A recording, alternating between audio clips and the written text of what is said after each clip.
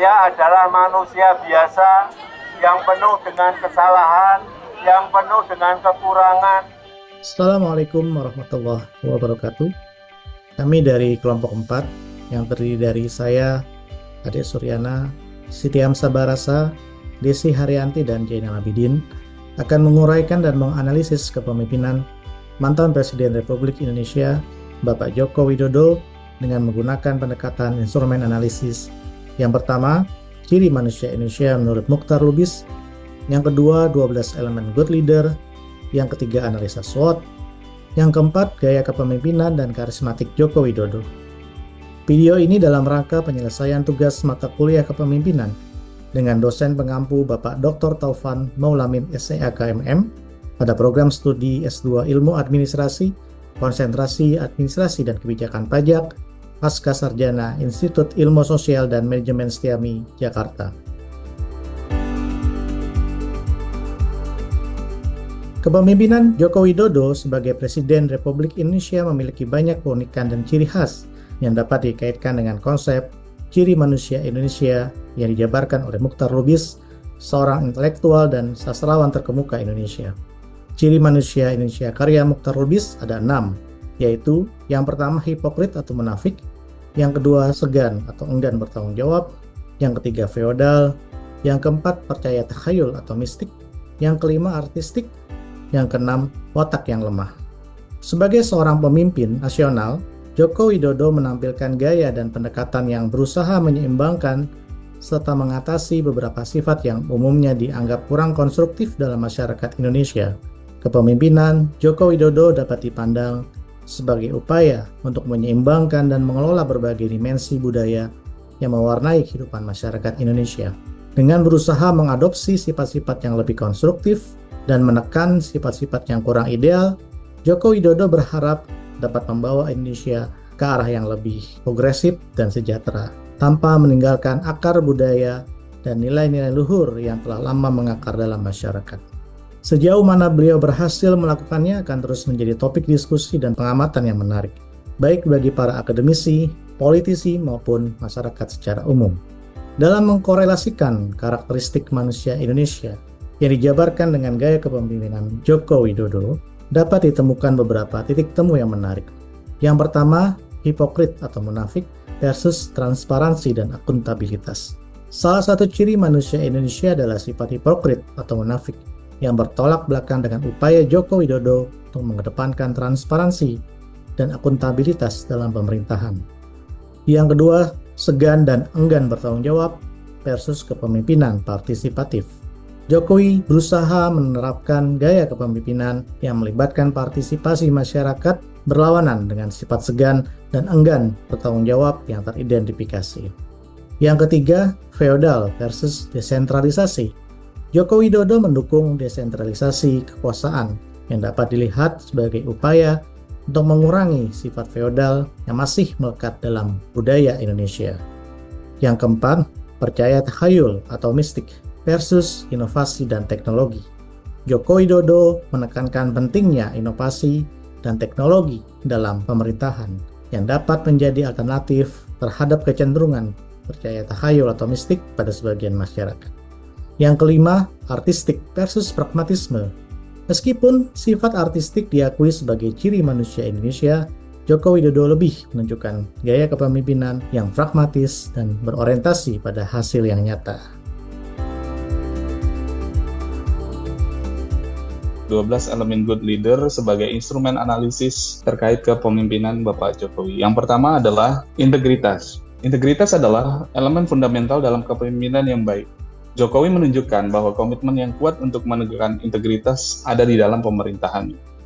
Yang kedua adalah clear goals. Jokowi memiliki visi yang jelas untuk pembangunan Indonesia. Dalam masa kepemimpinannya, ia mengartikulasikan tujuan-tujuan strategis yang mencakup pembangunan infrastruktur, peningkatan kualitas pendidikan, dan pengembangan sumber daya manusia. Yang ketiga, yaitu adalah good example. Jokowi dikenal dengan gaya hidup yang sederhana. Ia sering tampil dalam penampilan tanpa kemewahan, mencerminkan nilai-nilai kesederhanaan yang ingin ditanamkan pada masyarakat. Yang keempat, yaitu vision. Sebagai seorang pemimpin, Jokowi memiliki visi jangka panjang untuk Indonesia. Ia ingin menjadikan Indonesia sebagai negara yang lebih maju dan berdaya saing di kancah global. Visi ini tercermin dalam berbagai program dan kebijakan yang ia jalankan. Yang kelima adalah clear communication. Jokowi memahami bahwa pentingnya komunikasi yang jelas dalam kepemimpinannya. Ia sering menggunakan media sosial dan platform komunikasi lainnya. Yang keenam adalah expect the best. Jokowi selalu berupaya untuk memberikan yang terbaik bagi rakyat. Ia menetapkan standar tinggi dalam pelayanan publik dan mendorong seluruh aparatur pemerintah untuk bekerja keras. Yang ketujuh adalah support. Dukungan Jokowi terhadap berbagai program yang melibatkan masyarakat sangat terlihat. Ia memberikan perhatian khusus pada program-program sosial dan pembangunan daerah. Yang kedelapan adalah encouragement. Jokowi dikenal sebagai pemimpin yang mendorong inovasi dan kreatif. Ia sering memberikan dorongan kepada para pemimpin daerah dan masyarakat untuk berinovasi. Yang kesembilan adalah recognition.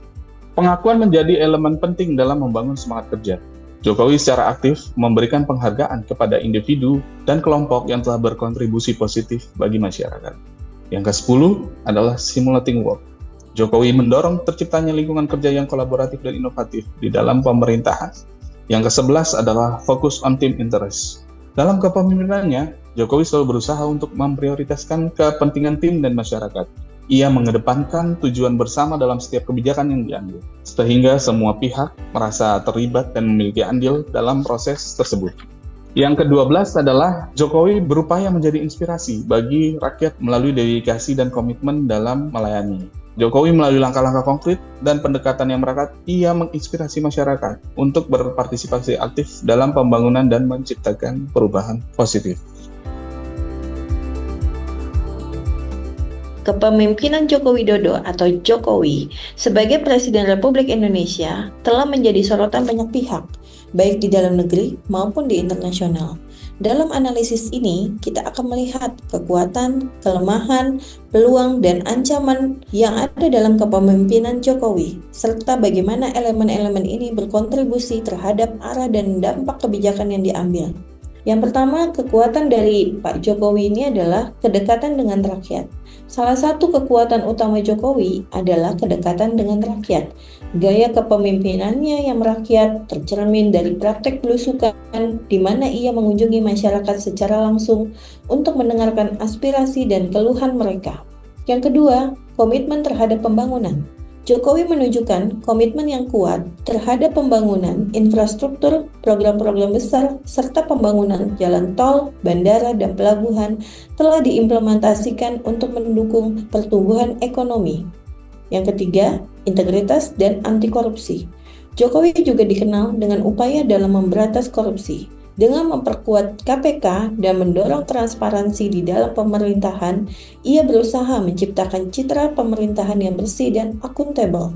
Yang keempat, visi jangka panjang. Visi Jokowi dikenal sebagai nawacita, memberikan arah yang jelas untuk pembangunan nasional. Visi ini tidak hanya mencakup pembangunan fisik, tapi juga peningkatan kualitas dari hidup masyarakat. Dan yang terakhir, dari kekuatannya Jokowi adalah penggunaan teknologi. Jokowi mendorong penerapan teknologi dalam pemerintahan dan berbagai sektor lainnya.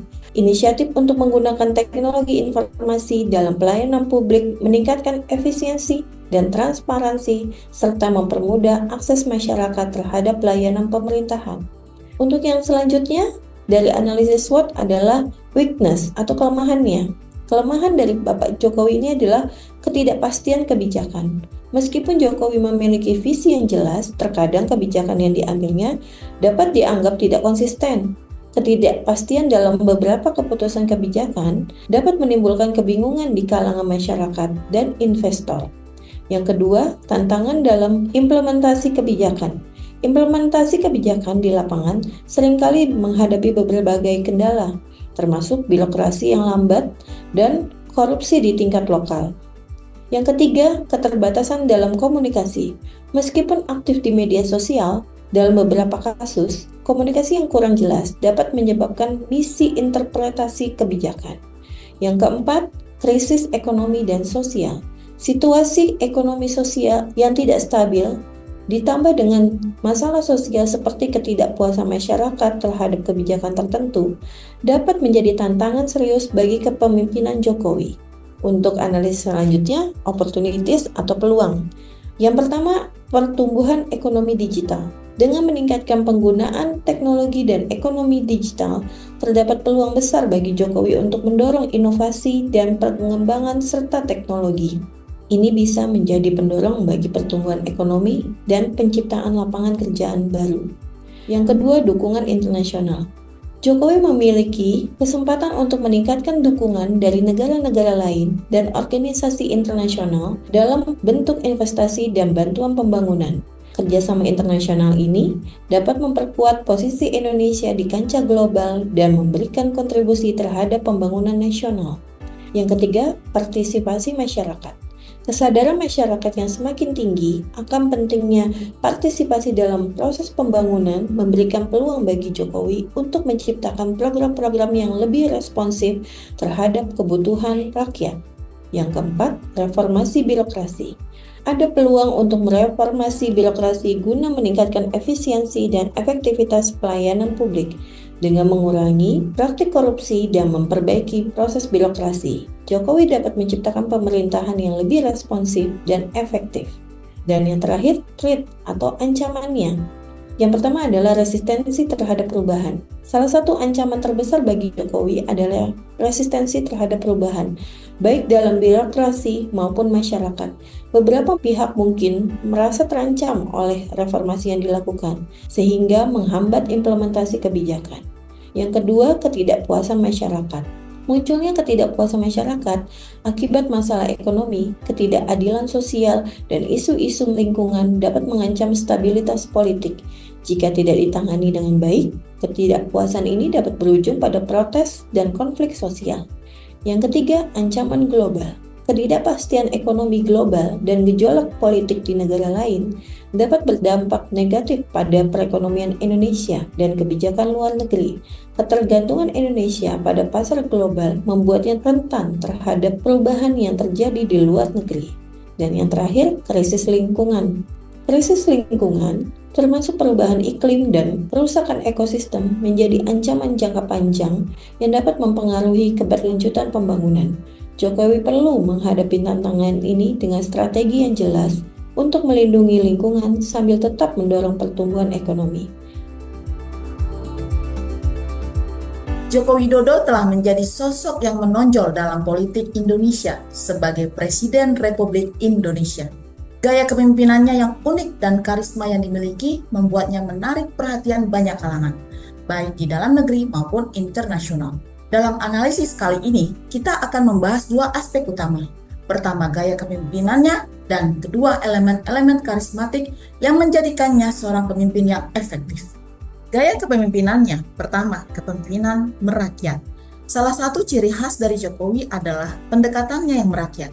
Ia dikenal melakukan praktik belusukan, yakni mengunjungi masyarakat secara langsung. Yang kedua, partisipasi. Jokowi mendorong partisipasi aktif masyarakat dalam proses pembangunan. Yang ketiga, visioner. Jokowi memiliki visi jangka panjang yang jelas, yang tercermin dalam program Nawacita. Dan yang keempat, kepemimpinan transformasional, di mana Jokowi menerapkan gaya kepemimpinan yang berupaya untuk mendorong inovasi dan kreativitas. Dan yang kelima, komunikatif. Salah satu kekuatan Jokowi adalah kemampuannya yang berkomunikatif. Ia aktif menggunakan media sosial untuk menjangkau masyarakat dan menyampaikan pesan kebijakan. Selain itu, kita akan membahas mengenai elemen karismatik Jokowi. Yang pertama, kedekatan emosional. Karisma Jokowi terletak pada kemampuannya menjalin kedekatan emosional dengan masyarakat. Ia menunjukkan empati dan peduli terhadap banyak masyarakat. Yang kedua, ketulusan dan keaslian. Jokowi dikenal sebagai sosok yang tulus dan autentik. Ia tidak berusaha tampil sebagai sosok yang sempurna, tapi dia menunjukkan apa adanya. Yang ketiga, berani mengambil resiko. Karisma yang tercermin dari keberaniannya dalam mengambil resiko, Jokowi sering mengambil keputusan yang tidak populer, tetapi dianggap perlu. Yang keempat, kemampuan menginspirasi. Jokowi memiliki kemampuan untuk menginspirasi banyak orang melalui pidato dan tindakan nyata. Ia mampu memotivasi masyarakat untuk berpartisipasi aktif dalam pembangunan. Dan yang kelima, Elemen ini paling penting, yaitu elemen sikap positif dan optimis. Jokowi selalu menunjukkan sikap positif dan optimis, bahkan di tengah tantangan. Sikap ini menular kepada banyak masyarakat, menciptakan rasa percaya diri terhadap perubahan dan kemajuan. Semuanya dengan optimis yang mampu membangun harapan bagi banyak masyarakat.